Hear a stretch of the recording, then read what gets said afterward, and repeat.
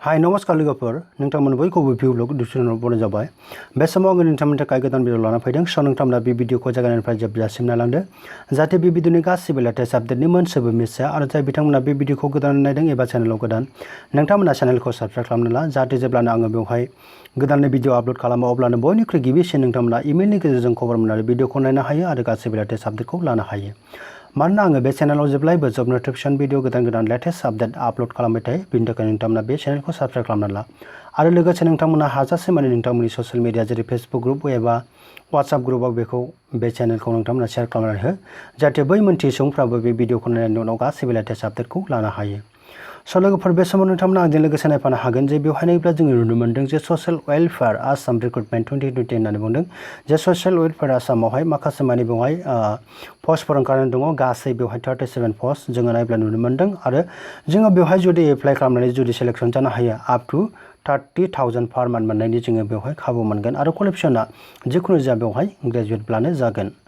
स' बिदिब्ला जोङो भिडिअनि सिङाव गासिबो डिटेल्स बाथ्राखौ नायलांदिनि स' नोंथांमोना बे भिडिअखौ जागायनायनिफ्राय जोबजासिम नायलां जाहाथे बे भिडिअनि गासिबो डिटेल्सखौ नोंथांमोना मोननो हायो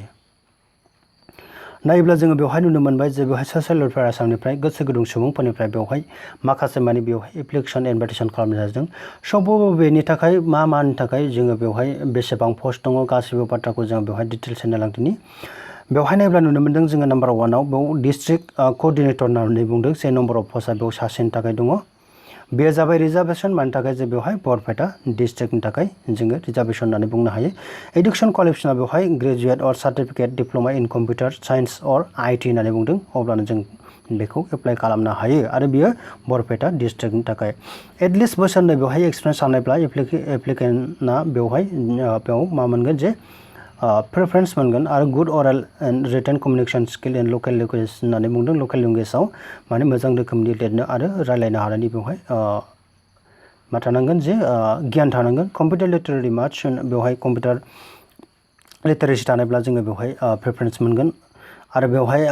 ट्रेभेलिं खालामनो जोङो गोसो जानांगोन स' नोंथांमोना बेफोर बाथ्राखौ नोंथांमोना भिडिअखौ पस्ट खालामना नायलांजोबनानै लानो हागोन जोङो भिडिअखौ थाब थांनि नङाब्ला गोलाव जागोन स' दानिया नम्बर 2 आवनो जोङो नायब्ला नुनो मोन्दों जे बेवहाय डिस्ट्रिक्ट प्रजेक्ट एसिस्टेन्ट होननानै बुंदों नम्बर अफ पस्टआ बेयाव 3 थाखाय दङ डिस्ट्रिक्ट प्रजेक्ट एसिस्टेन्टआव नम्बर अफ पस्टआ बेयाव 3 थाखाय दं डिस्ट्रिक्ट बङाइगावनि थाखाय सासे धुबुरीनि थाखाय सासे आरो जरहाटनि थाखाय सासे जोङो बेवहाय नुनो मोननाय जादों एडुकेसनेल क्वालिफिकेसन बेवहाय ग्रेजुवेट बानो जागोन post graduate diploma management social science nutrition बेबायदि रोखोमनि बेवहाय जोङो थायोब्ला बेवहाय एप्लाइ खालामनो हायो स' माखासे नैबे कन्डिसनफोरखौ नोंथांमोना भिडिअखौ पस्ट खालामनानै फरायदो आङो बेखौ बुंबाय थालिया मानोना भिडिअआ गोलाव जागोन आरो जोङो बेवहाय जुदि सेलेक्सन जानो हायो अब्ला जोङो बेयाव मा मोनगोन रिमिउनारेसना जोङो बेयाव मोननो हागोन 18,000 पार मान्थ आरो एनुवेल इंक्रिज जागोन जे 3% रिमिउनारेसन मे बि ग्रेन्टेड साबजेक्ट टु पारफरमेन्स जोंनि मावनायनि बेवहाय पारफरमेन्सखौ नायनानै बेवहाय जोंनि बेथननि 3% जोङो बेवहाय बोसोरै बारायनायनि खोथाखौ बेवहाय मोननो हानाय जादों नाम्बार 3 लोगोफोर नाम्बार 2 नायोब्ला ब्लक क'अर्डिनेटर होननानै बुंदों नम्बर अफ पस्टआ बेवहाय 27नि थाखाय दङ डिस्ट्रिक्ट धुबुरीनि थाखाय सासे बिश्वनाथनि थाखाय सासे सराइदेउनि थाखाय सासे डिब्रुगड़नि थाखाय 7 गलाघाटनि थाखाय 2 कामरुप मेट्र'नि थाखाय सासे बाक्सानि थाखाय सासे दरंनि थाखाय सासे लखिमपुरनि थाखाय सासे तिनसुकियानि थाखाय 2 कार्बि आंलंनिफ्राय बेवहाय सासे जोङो बेबादि नुनो मोननाय जादों आरो एडुकेसन क्वालिफिकेसनखौ जोङो नायोब्ला नुनो मोन्दों जे बेवहाय ग्रेजुवेटब्लानो बेखौ एप्लाइ खालामनो हायो आरो माखासे नैबे कन्डिसनफोरखौ नोंथांमोना नायनानै लादो जोङो भिडिअखौ थाब बारलांदिनि आरो जोङो बेवहाय जुदि सेलेक्सन जानो हायो अब्ला जोङो बेवहाय पार मान्थ 20,000 मोनगोन आरो लोगोसे 3% इंक्रिमेन्ट जागोन होननानै बुंदों जे जोंनि बेवहाय माखासे मानि बेयाव खामानि मावनायनि एक्सपिरियेन्सखौ एबा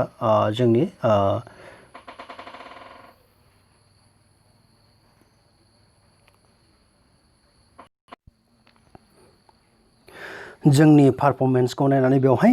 इंक्रिमेन्ट होगोननि बाथ्राखौ जोङो बेवहाय नुनो मोननाय जादों दानि नाम्बार 4 लोगोफोर नाम्बार 4 आव ब्लक प्रजेक्ट एसिस्टेन्ट होननानै बुंदों ब्लक प्रजेक्ट एसिस्टेन्टआवहाय बेवहाय नम्बर अफ पस्टआ जाबाय 16 जन 16 दङ बेवहाय डिस्ट्रिक्ट बङाइगावनि थाखाय सासे धुबुरीनि थाखाय सासे जरहाटनि थाखाय 3 बिश्वनाथनि थाखाय 2 डिब्रुगड़ गलाघाटनि थाखाय 7 बाक्सानि थाखाय सासे दरंनि थाखाय सासे अदालगुरिनि थाखाय सासे जोङो बेवहाय नुनो मोननाय जादों आरो बेखौ जोङो मा खालामनो हागोन जे एडुकेसनेल क्वालिफिकेसना ग्रेजुवेट बानो जोङो बेखौ मा खालामनो हायो जे एप्लाइ खालामनो हानायनि बाथ्राखौ जोङो बेवहाय नुनो मोननाय जादों। आरो बेयाव जोङो सेलारि मोननो हागोन जे 15,000 पार मान्थ आरो एनुवेल इंक्रिमेन्ट जागोन 3% जोंनि पारफरमेन्सखौ नायनायनि गेजेरजों बेखौ जोङो मोनथिनो मोननाय जादों। दाना जोङो बे जबखौ माबोरै एप्लाइ खालामगोन माबोरै एप्लाइ खालामगोन होननानै बुङोब्ला हाउ टु एप्लाइ नोंथांमोना नायब्ला नुनो मोनदों इन्टारेस्टेड केन्डिडेटफ्रा मा खालामनांगोन गावनि गासैबो क्वालिफिकेसन डकुमेन्ट्सफोरखौ मा खालामनांगोन डिउलि फिल आप खालामनानै मा खालामनांगोन जे रेसपेक्टिभ डिस्ट्रिक्ट ससियेल वेलफेयार अफिसाव बेखौ मा खालामनांगोन जोङो दैथाय हरनांगोन होननानै जोङो मोनथिनो मोननाय जादों।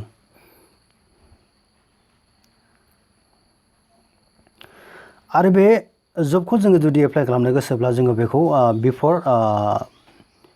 विदिन 31 आगस्ट 2020 नि गेजेरावनो जोङो बेखौ मा खालामनांगोन दैथाय हरनांगोन होननानै बुंदों। आरो बेयाव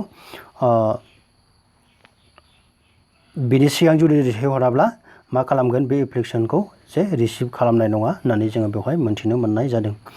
स' लोगोफोर बेयो नोंथांमोननि थाखाय मोनसे फिसा खौरांमोन। जुदि नोंथांमोना बे भिडिअखौ नायनानै नोंथांमोननि क्वालिफिकेसनखौ जुदि गोरोबनाय मोनदोंब्ला